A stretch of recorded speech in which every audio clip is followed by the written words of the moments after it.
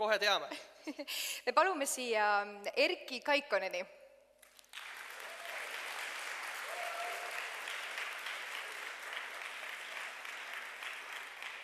Ja sel ajal, kui Erkiga viiakse läbi selline väike tehniline operatsioon, Siis Erki on muide Eesti Õpilasesinduste Liidu endine nõunik ja Tallinna Tervishoiu Kõrgkooli kogukonnaõpetuse lektor. Ja Erki, ma siin kolmapäeva õhtul käisin Facebookis jälle ja palun, julgemalt. Ja ma nägin, et sul on seal 1881 sõpra. Oota, ma küsiks, kellel on Facebookis 1881 sõpra või rohkem? Tõstke käed, kellel on. Erki, räägi oma saladusest, kuidas on võimalik nii populaarseks saada? Võib-olla tuleb see sellest, kui sa osaled igal pool. Oled tegev, lööd kaasa, ma arvan. Kas ma võin su õhtul sõbraks lisada? Võid. Väga hea. Aitäh. Ma saan aru, et minule see luba vist ei kehti. Aga palun, Erki, võtta istet. Järgmiseks palume siia Kristjan Pommi.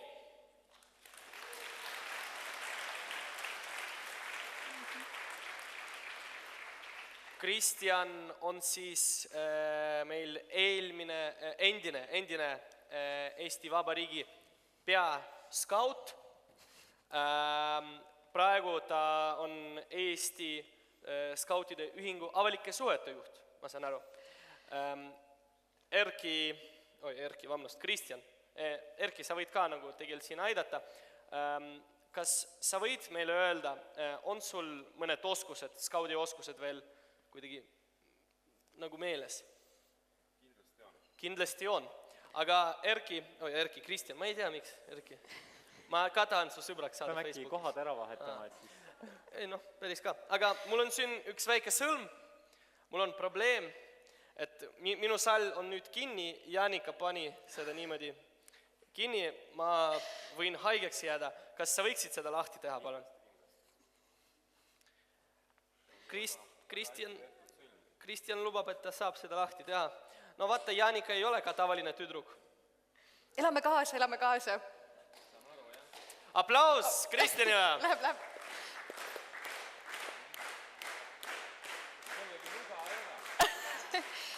Küsiti nuga.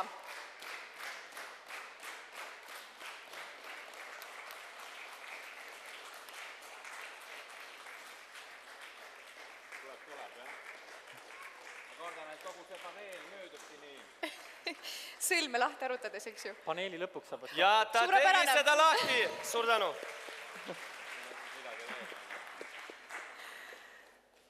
Ma tänan väga, ma edasi saan hakkama, aga lihtsalt infoks, et tegelikult mitte Jaanika seda sõlme tegi, vaid üks meremees. Aga suur tänu, Kristjan Pomm. Ilona Evelin Rannala.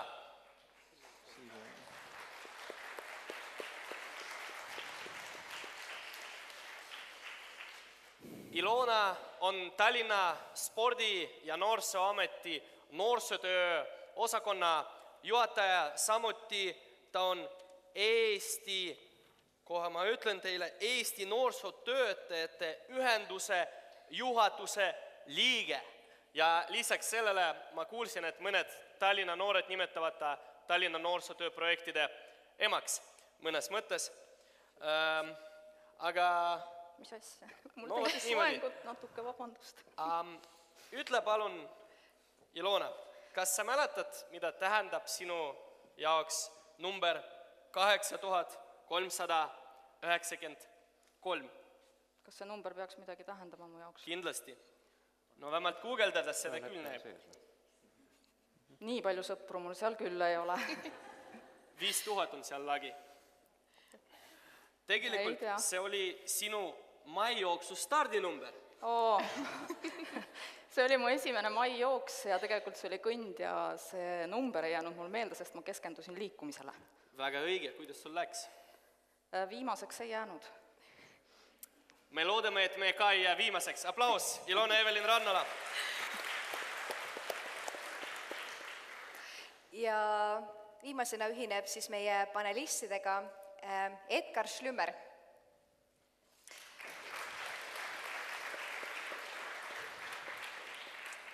Edgar on Eesti Noorsootöö Keskuse direktor. Ja tead, Edgar, ma jälle guugeldasin sind ja seal ilmusid sellised ilusad pildid. Sinu pilt oli muidugi seal ja seal oli veel inimeste pilte ja seal oli Siim Valmar Kiisleri pilt ja Jaak Aaviksoo pilt ja siis ma mõtlesin, et kui sul oleks valida kõikide ministeeriumide seast, siis millise ministeeriumi sina endale võtaksid? Opa. Vallutada ministeeriumit või? Aga sul on ainult üks variant valida nüüd. Ei, ma arvan, et ma pean riigiteenistujana olema lojaalne, ehk siis ma jätkaks Haridus- ja Teadusministeeriumi. Võib-olla järgmine Eesti Haridus- ja Teadusministeeriumi minister. Aplaus!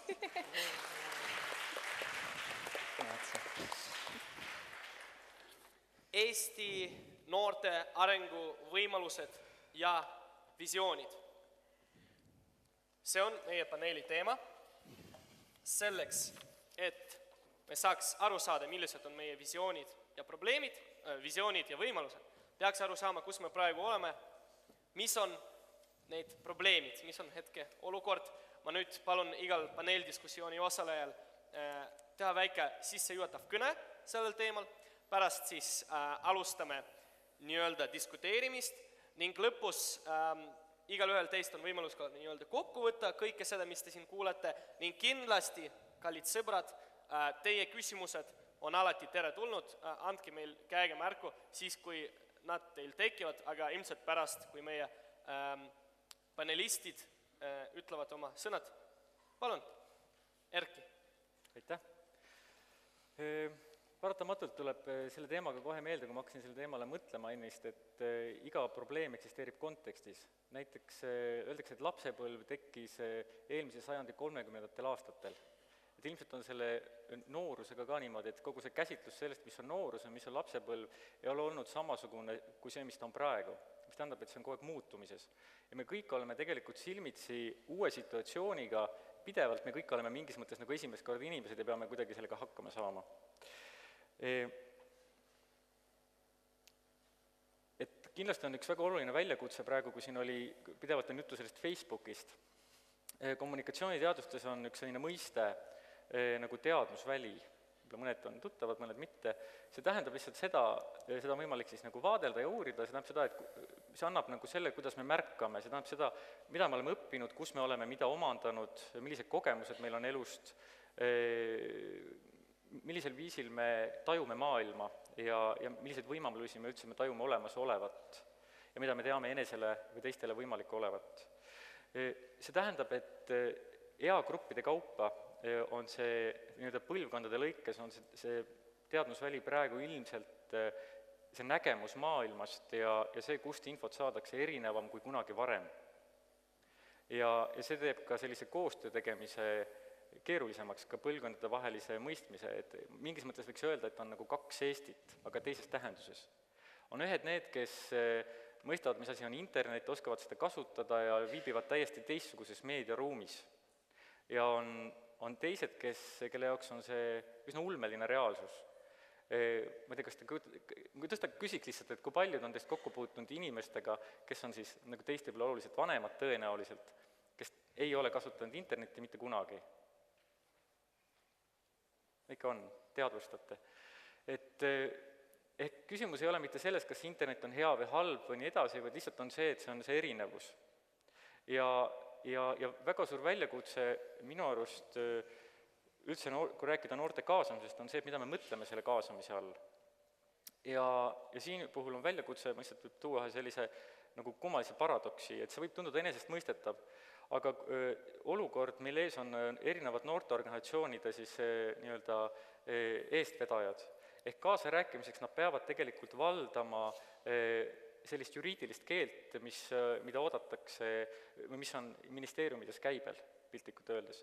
Ehk see latt, mida nad peavad ületama väga lühikese ajaga, on väga kõrge ja see aeg, millal nad seal noorteorganisatsioonis võib-olla juhtival positsioonil on väga väike. Ja tähendab see, et kaasamise üks osa on see, et me tuleksime üksteisele lähemale et väljakutse on see, et kuidas me õpiksime üksteist kuulama, üksteisele lähemale tulema ja rääkima keeles niimoodi, et me mõistaksime üksteist lihtsamalt. Et väga tihti ongi noorteorganisatsioonide endi sees nagu olukord, kus see keel, mille on ära omandanud noorteorganisatsiooni eestvedajad, ei ole see keel, mida räägivad need, keda nad esindavad. Eks seal on ka selline lõhe väga tugevalt sees. Minu arust on üks selline kommunikatsioonilõhe ja võime üksteist kuulda üks väga oluline väljakutse. Tänan. Kristjan, mis sa arvad, mis on need probleemid? Kui need probleeme niimoodi mõelda, siis ilmselt kui noorsootööst rääkida ja noortest, siis võib-olla esimene asi, mis eelkõneleja teemapüstitusega haakub, et see kommunikatsioon oleks selge, siis tõenäoliselt on vaja kasutada ka lihtsaid sõnu ja oma mõtteid võimalikult arusaadaval moel välja öelda. Ehk teisisõnu, võib-olla vahest mitte liialt kinni jääda erinevate eurodirektiivide või muude strateegiadokumentide keerukasse sõnavarasse, mida võib-olla ühel noorel mõista ja ennast sellega mingisugusel moel suhtestada tundub väga keeruline ja lausa arusaamatu ning hoomamatu valdkonnana. Ja teisisõnu see paneeli eelne virgutusvõimlemine tuletas meelde ühe vana hea tõe, et iseenesest on mingid asjad maailmas, mis korduvad mingisuguse rütmiga ja kõik uus on siiski mingit pidi ära unustatud vana, sest et kui meenutada enda noorusaega, siis just täpselt kuskil enne kella 12 kõlas raadiost virgutusvõimlemise tunnusmuusika ja üks tuntud klaverimängija hakkas klaverit mängima ning raadios umbes teie rollis siis õpetati seda, mismoodi töökohtadel võimelda. Mina olen siis noor, vist käisin, ma ei tea, esimeses klassis või midagi nii, aga igal juhul mul on see kuidagi mingit pidi meelde jäänud ja teistpidi mõjus seesama virgutusvõimlemine siin paneeli eel samamoodi väga hästi, tundus väga uudne, väga lahe, ehk võib-olla ongi noorsootöö ülesanne see, et kuidas neid häid traditsioonilisi noorsootöövõtteid tänases ühiskonnas võimalikult hästi tööle panna, et kui mõelda noorteühenduste peale, millest isiklikku kogemust ehk on kõige suurem ja ka julgust seda teadmist jagada, siis kui mõelda, et vanimad noorteühendused on nüüd juba saanud 100-aastaseks või lausa kauemgi veel siin maailmas tegutsenud, Skautide ühingu näitel siis tegemist nüüd sellel aastal 100-aastaseks saanud noorteühendusega ja mingisugusel moel pidevalt uuenedes oma tegevuse ülesehitusele tähelepanu suunates,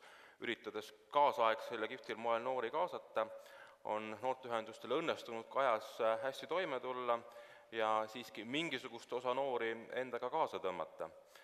Kui mõelda selle peale, et mis siis on see põhiline noorsootöö tegemise vorm ühe noore jaoks, siis mingisugune trafaretne lähenemine viimastel võib-olla aastakümnetel on see, et kõik peab põhinema mingisugusel e-lahendusel, et see, kui palju laike on sul Facebookis, näitab sinu tuntust ja populaarsust, see noorteühendus on kõige parem, kes Facebookis aktiivselt tegutseb, need ametlikud liikmete numbrid kuskil mingisugustel paberitel ei näita tõde, vaid tõde näitab see, kui palju ja kui aktiivselt sa oma noorteühenduse noortega läbi Facebooki suhtled, siis kindlasti on sellel iva sees, aga selles mõttes ma olen nõus ministriga, et põhiline tegevus siiski toimub reaalses elus, et ei tasu kinni jääda virtuaalmaailma, mis keeruline sõna, vaid üritada praktilisel ja lahedal moel seda noorsootööd teha noorteühendustes, noorsootöökeskustes või kuskil mujal. Teine väljakutse, mis noorsootööle on ka seatud, peitub huvitava sõnaühenduse lõimitud noortepoliitika taha, mis ka mingisugusel moel tegelikult siin saalis juba täna tõstatus, et kuivõrd hästi siis on noorte arvamust või noori silmas peetud regionaalreformi tehes, ehk teisisõnu, kui lugeda lõimitud noortepoliitika alusdokumente ja neid tunnusridu, siis üks ütleb seda, et noori tuleb kaasata kõikidesse otsustamistesse, kus see otsuse tulemus võib noort mõjutada ja küllap ka siin on arenguvõimalusi ja kohti. Samas ilmselt tuleb ka mõelda selle peale, et kas kõike, mis ühiskonnas, riigis toimub, on siis võimalik teha nii, et igas otsustustasemes on noored kaasatud, siis ideaalis see kindlasti nii võiks olla. Teistpidi, kui mõelda nende inimeste peale, kes peavad noorsootööd juhtima, siis tegeleda korraga kõigis valdkondades ei ole ilmselt võimalik ja tuleb teha mingisuguseid valikuid, et mis siis on mingis ajahetkes nii-öelda prioriteedid. Ja ma usun, et ka see on üks noorsootöö tänase päeva väljakutse, et valida siis need nii-öelda valdkonnad, kus noorsootöö peaks võib-olla kõige rohkem keskenduma ja leidma ka need kaasaegsed võtmed, kuidas näiteks siis noorteühendusi, noorsootöökeskusi ja kõiki muid noorsootöö vorme tänasel päeval võimalikult hästi tööle panna. Selge. Kas teil on ka selge? No loodame. Ilona, palun. No mul tundub, et üldse ma olen nõus nagu kõigi eelkõnelejatega. Mu esimene mõte nagu haakub hoopis sellega, et noorsootöö on võib-olla valdkonnana need inimesed, kes seal töötavad ja tegutsevad, on mingil hetkel jäänud identiteedikriisi. Ma ise tegelikult olen õppinud sotsiaaltöötajaks ja ma olin Tallinna Ülikooli sotsiaaltöö teine lend, kes nii-öelda välja lendas ja tollal oli sotsiaaltöö ka hästi uus valdkond. Ja selles mõttes ma näen nagu analooge, et kui raske on tegelikult nagu uuel valdkonnal ennast tõestada ja ennast paika loksutada, et see on täiesti ka noorsootöös olemas. Aga võib-olla lihtsalt, kui on mingi konkreetne sotsiaalne probleem, siis see on selline karjuv vajadus ja ühiskond näeb, et seda on vaja lahendada, samal ajal kui noorsootöö on selline positiivsemas valguses olev valdkond, et vaba aeg, toetada noori nende algatustes, teha koos midagi põnevat, midagi kogukonna heaks, et võib-olla see ei ole nii karjuv vajadus, et seda ei ole nagu niimoodi hinnatud hästi. Ja võib-olla ei ole ka selle valdkonna töötajad osanud seda nagu tõestada. Teiseks ma olen nõus nagu ka sellega, mida ütles minister, et tõi välja, et hoiakud on ju õiged, et hoiakud on noorte seas õiged, tegelikult on ilmselt ka paljude täiskasvanute seas hoiakud õiged ja nad mõistavad, et noortega peaks konsulteerima, peaks läbi rääkima, peaks koos tegema ja tahakski teha, aga puuduvad need keskkonnad või oskused või need platvormid ja ilmselt noored ise neid ei ole võimelised looma ja need, kes oleks võimelised, need võib-olla ei ole mõistnud, kuidas neid luua või mil viisil või võib-olla siis ikkagi seal on ka inimesi, kes ei taha seda teha. Et see koostöömoment tõesti ja tahtmise moment võib-olla täiskasvanute poolt luua need võimalused ja tõesti mitte näilised võimalused, vaid reaalsed võimalused.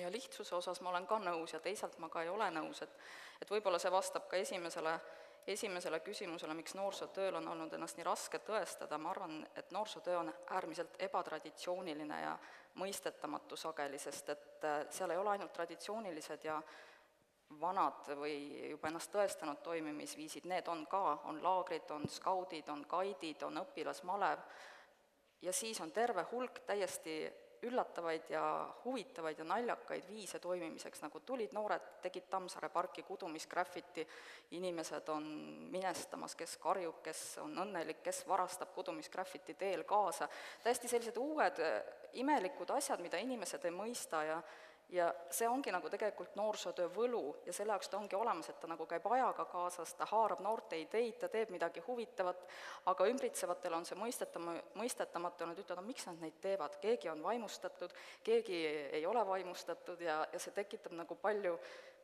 igal juhul palju diskussiooni, mis igati on hea, aga et ilmselt see on ka see väike raskuse moment selle valdkonna juures, et see on see võlu ja valu selle valdkonna juures. Selge. No siin tundub, et 3 nii-öelda eestkõnelejad on üksteisega enam-vähem nõus. Edgar, kas sa oled ka?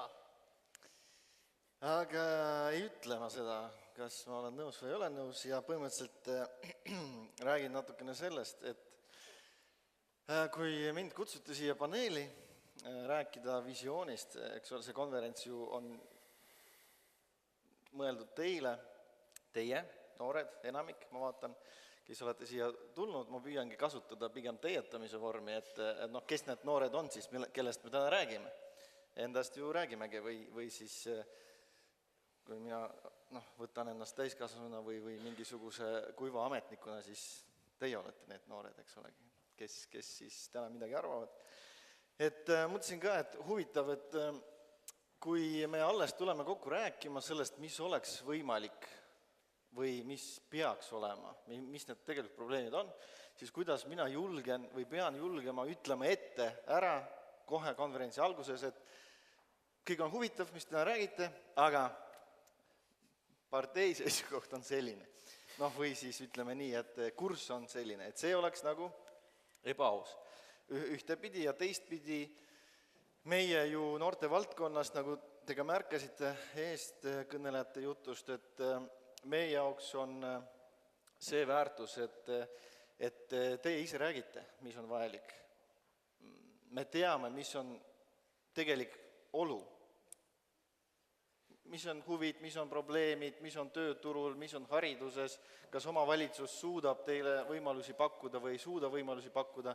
See kõik on see tegelik, mille põhjal me ka tulevikus nii-öelda otsustajad või siis kuidas konverentsis oli öeldud valitsejad, selle kõige põhjal me ju ka lõpulikult ka valikud teeme. Et mitte nii, et meie ütleme ette, mis on õige ja siis ise õnneliku näoga teemegi nende asjade vahel valikuid. Eelkõige me peame või siis ka tahame kuulata teid. Ja mina nagu tahaks teid rohkem ärgitada, just tänane konverents on päris hea võimalus, et teid on nii palju igast Eesti otsast siia tulnud oma mõtetega, oma kogemusega, kes on mis ühingu liige, kes teeb sporti, kes muusikat, kes ei tee midagi, vahet ei ole, aga teil on igaühel on oma lugu rääkida, te teate ka seda, mis teevad teie sõbrad ja nii edasi, ja see konverents on ju tegelikult kõige parem koht rääkida, mis teid tegelikult muretsema paneb. Ja mina tegelikult ärgitaks teid rohkem mõelda sellele, mis on see tegelik, millest te tahate rääkida. Ka näiteks olge provokatiivsed või olge mässumeelsemad, nii nagu ka härra minister ütles, et noored, üks uuring, aga mitmed teised uuringud näitavad, et noored teie ju olete kõige aktiivsemad ja tegelikult muutuste ellukutsujad. Olge provokatiivsed, öelge ja kuulge, aga miks on just need töörühmad, kes otsustas, et noorte info on mingi teema täna? Kes otsustas, et mitte solvates kedagi, mis seal teemad veel olid, et kes otsustas, et üks või teine teema veel töögrupis on see, millest täna peab rääkima. Aga võib-olla me räägime tervisest, tervislikest eluviisidest ja kuidas siis jõuame kunagi selleni, et kui palju noorsootöö veel peab ära tegema selleks, et seal midagi saavutada. Räägime näiteks sellest, et meie meie nii ütleme, riik on siiski veel vaene, meil on päris palju kõrvale jääjaid, ka härra minister ütles, et regionaalsed põhjused on väga olulised, et mõned regioonid, mõned omavalitsused lihtsalt ei suuda pakkuda täpselt sama võimalusi. Võib-olla räägime hoopis sellest, kuidas saada täpselt sama võimalusi, ükskõik kus te elate, ükskõik mis perekondlik taust on, ükskõik palju taskuraha on taskus või ei ole. Räägime hoopis sellest, nende samade töögruppide raames, pakkugi omad teemad. Võtke grupijuhi nööbist kinni ja öelge, et kuule, meil on selline vajadus, meil on selline mure ja me räägime täna hoopis sellest. Ärge minge mainstreamiga kaasa. Minu üleskutse teile. Korraldajad lähevad natukene närvi, aga selles mõttes selleks me juba ju siia kogunesime. Mis ma veel tahtsin öelda seda, et siin pigem olla nõus kõigega, me oleme ju ühte ja samade väärtuste esindajad ja olla nõus ka ministri kõnes mainituga, et on oluline väga hääle kuuldavaks tegemine. Ehk siis see, mida te räägite, peab olema ka kuulda võetud, see on fakt. Ja teie koha peal, mina, ka küsiksin kindlasti peale kõiki neid arutelusid, peale seda konverentsi, küsiksin vähemalt korraldajate käest. Kallikesed, tulge siia, aga nüüd öelge, mis meie arvatust siis nüüd edasi saab. Kas jääb toredaks videoklipiks YouTube'i, saime natukene midagi ennast tulutada, saime midagi arvata või keegi võtab mingisuguse, paneb see paberile kirja, kasutab seda mingisuguse volitusena kellegiga millestki läbi rääkides või siis miks mitte seesama korraldaja või need samad grupijuhid, kes esindavad näiteks noorteühinguid või näiteks ENL, ta juba homsest midagi ka oma tegevuses muudab. Vahet ei ole, mis see tulemus lõplikult on, aga lõppkokkuvõttes mina tahan ärgitada teid peale seda, kui te kõik arutelud ära lõpetate ja ütlete, mis siis on õige või mis on need probleemid, mida peaks lahendama, siis küsigi konkreetselt ka, et nii, mina tahan teada, mis minu arvamusest saab. Et see on ka väga selline huvitav soovitus või noh, minu meelest ka päris oluline soovitus. Vabandust, kas ma kiire remargina ütleks, et kõik need asjad, mis saavad täna töögruppides räägitud, nad pärast lähevad ENL-i programmi, ENL-i püha eesmärgiks on pärast ajada neid teemad, mida te siin toote välja, ning mitte ainult, muuseas ka temaatiliselt nad lähevad nagu oma valdkondade töörühmadesse, mis on riiklikult tasemel, kus on ka riiklikult ENL esindatud. Vabandust. Jah. Loodame, et meie töögrupid siiski lähevad rahulikus tempos. Väga hea. Ja siis paar viimast asja veel, eks ole, et mis nagu minu mõtted olid või mis ma tahaksin teiega jagada, on see, et pigem ma tõlgendaks ka ministri jällegi kõnet pisut või laiendaksin, et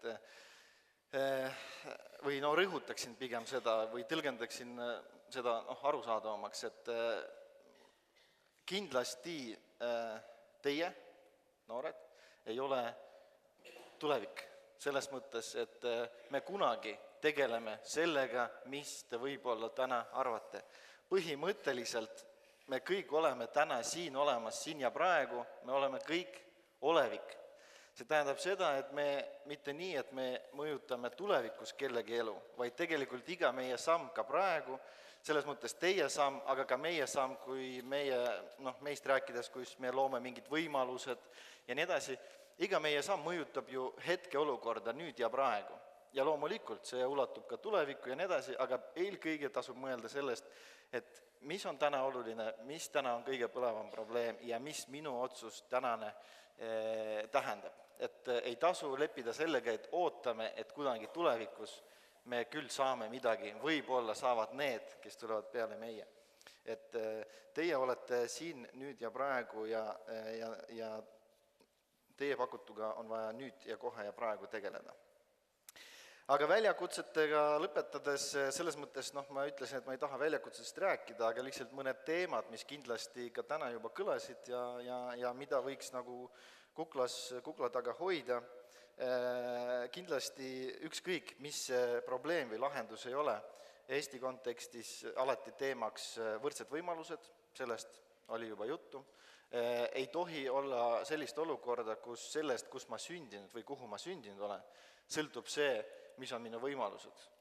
Kui mina tahan tehnikaga tegeleda, ma tahan motikaga sõita, siis ei saa olla niimoodi, et ma pean kuduma, eks ole, kuna lihtsalt minu vallas, väikeses ilusas vallas on lihtsalt kudumisteema juhendaja ja rohkem mitte midagi ei ole. Ja selleks, et motikat nähagi, ma pean sõitma võib-olla üks kord, kui koolidirektor lubab teeviida bussiga ja siis satun nagu selle motika poe vitriinist mööda, et nii ei peaks olema. Tahan tehnikaga tegeleda, kallikesed, täiskasvanud otsustajad siin, kus võimalused on, mis me teeme? Ja nii edasi, ehk siis selles mõttes, või näiteks, et mul ei ole raha, mis siis? Mis on need võimalused, mida põhimõtteliselt peab iga noor Eestis saama oma enese arengu jaoks, ma ei räägi nagu kooli kontekstis ainult, vaid noorsootöö kontekstis juba, et mis kõik jääb väljaspoole kooli. Kui ma midagi tahan, mul on mingisugune huvi, mul on veel grupp inimesi millegi tegeleda, siis kindlasti ei saa olla takistuseks see, palju mul raha on taskus või kas üks minu vanematest näiteks jäi hetkeks tööta või üldse mul on üks vanematest ainult ja nii edasi. Et see kõik ei saa olla takistuseks, selle peab kindlasti mõtlema. Ja veel kord ka see, et minu hääl loeb ja mina pean ütlema, või mina noor, ma mõtlen selles mõttes, teie peate ütlema ja peate jälgima, et teie hääl